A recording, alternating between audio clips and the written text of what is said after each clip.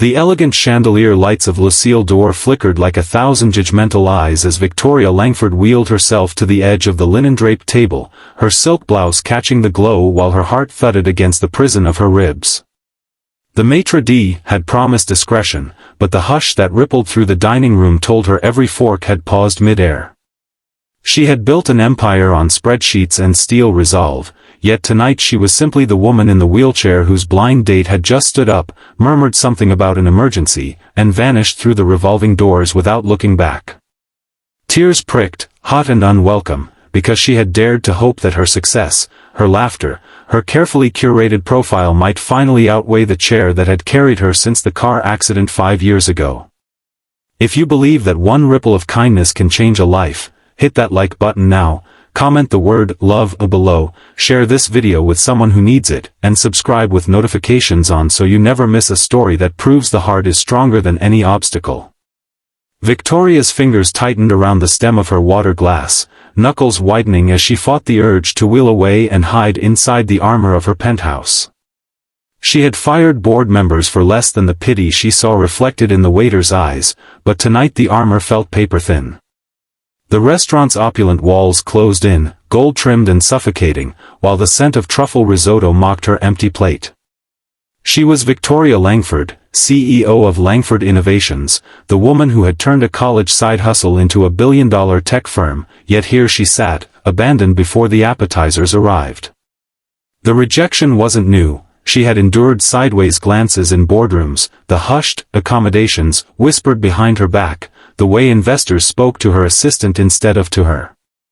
But this was personal, a slap disguised as a smile, and it carved open the loneliness she had buried beneath quarterly reports and charity galas.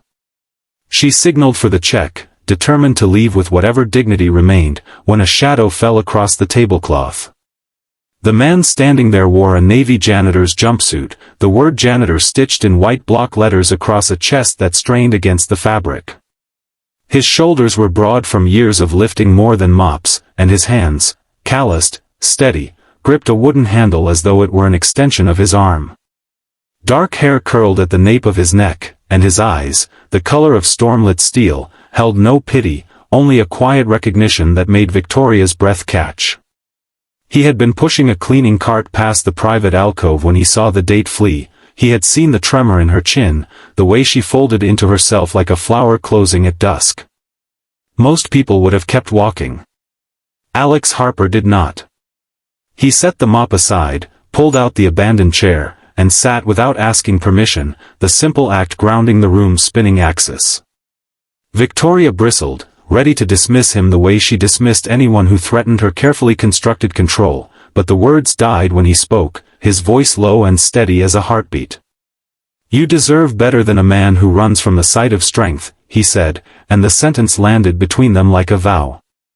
She wanted to laugh, to tell him he had no idea who she was, but the sincerity in his gaze pinned her in place. He introduced himself as Alex, single father, night shift janitor, keeper of the restaurant's shine after the beautiful people went home. His daughter, Mia, was 8 and waiting at the children's hospital 2 blocks away, her leukemia in remission but her energy still fragile. He cleaned tables so she could have ballet slippers and storybooks, so she could believe the world was kind even when it wasn't. Victoria listened, the ice in her glass melting into silent tears she refused to acknowledge. She had expected pity, instead she received a story that mirrored her own hidden fractures. Alex didn't ask about the accident that stole her legs, didn't flinch at the carbon fiber wheelchair that cost more than his annual salary. He simply refilled her water from the pitcher he carried, the gesture so gentle it unraveled her. Around them, the restaurant hummed on, oblivious to the collision of worlds at table 12.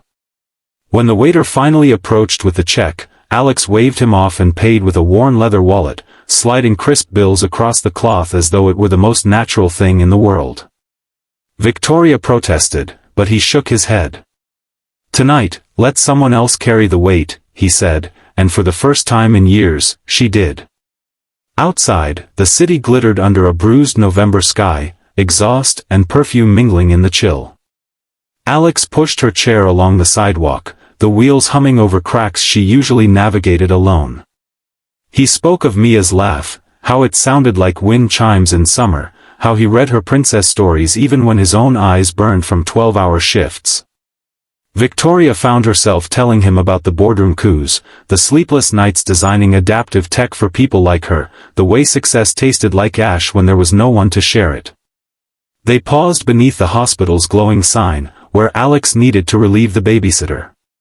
He hesitated, then asked if she would come up, just for a moment, to see the mural Mia had painted on the pediatric ward wall. Victoria, who avoided hospitals the way sailors avoid storms, surprised herself by agreeing.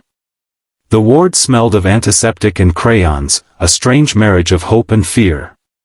Mia sat cross-legged on her bed, bald head wrapped in a pink bandana, eyes enormous in her small face. She looked up when Alex entered, and her smile lit the room like sunrise. "Daddy," she cried, then noticed Victoria and tilted her head. "You're the lady from Daddy's story, the one who builds magic chairs." Victoria's throat closed. Alex had never mentioned her, yet somehow this child knew.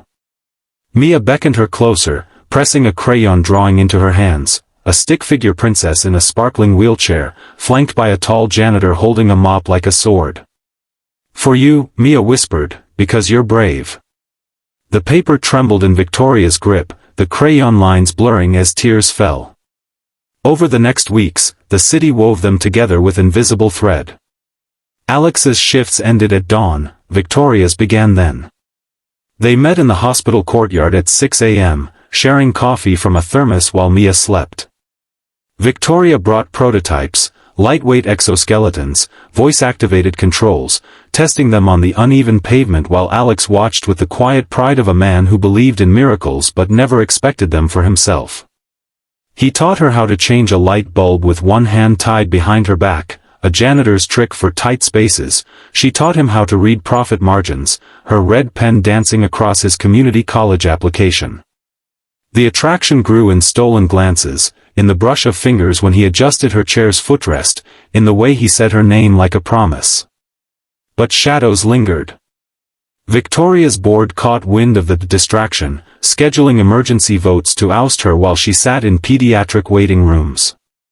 Paparazzi snapped grainy photos of the billionaire heiress laughing with a janitor outside a hospital vending machine. Headlines screamed scandal, investors panicked. Victoria's empire teetered, and doubt crept in. Could love survive when one heart lived in penthouses and the other in studio apartments with leaky faucets? Alex felt it too, the chasm of worlds. He saw the way heads turned when they entered restaurants, the whispered calculations of net worth. One night, after Mia's fever spiked and Victoria's stock plummeted, he stood in the hospital corridor and told her to go, to save her company, to find someone whose life didn't come with medical bills and midnight cleanups. His voice cracked on the words, but his eyes begged her to be free. Victoria wheeled to the window overlooking the city's jeweled skyline, the same view from her corner office, and realized freedom without him was just another cage. She turned back, took his rough hands in her manicured ones, and made a choice that would echo through both their lives. The next morning, she arrived at the boardroom in jeans and Mia's crayon drawing pinned to her lapel. She laid out the numbers, Langford Innovations' new division for affordable adaptive tech, funded by her personal shares, with Alex Harper as community liaison because he understood need in a way no MBA ever could. The vote was unanimous, not out of charity but because the prototype in the corner, a sleek, collapsible wheelchair that unfolded with a whisper, had already secured pre-orders worth millions. Months later, Lucille Dore hosted a different kind of dinner. The chandeliers still glittered, but the tables were pushed back for a dance floor. Victoria wore champagne silk that pooled around her chair like liquid starlight. Alex, uncomfortable in his first tailored suit, kept tugging at the tie until Mia, now sporting a pixie cut of new hair, marched over and straightened it with solemn 8-year-old authority. Their first dance was awkward, wheels and dress shoes negotiating space, but the string quartet played on, and the room held its breath when Alex lifted Victoria from her chair, her legs useless but her arms strong around his neck, and swayed with her as though gravity had agreed to a truce. Cameras flashed, but this time the headlines read triumph.